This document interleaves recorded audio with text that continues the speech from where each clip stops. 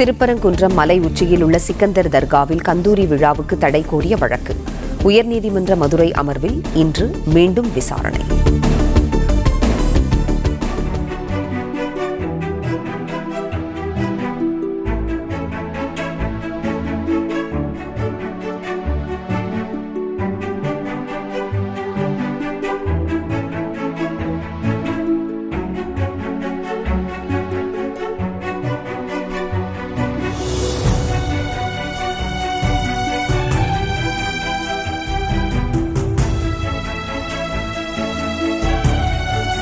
Play store மற்றும் app ஸ்டோரில் இருந்து பாலிமர் செயலியை QR கோடு மூலம் பதிவிறக்கம் செய்யுங்கள்.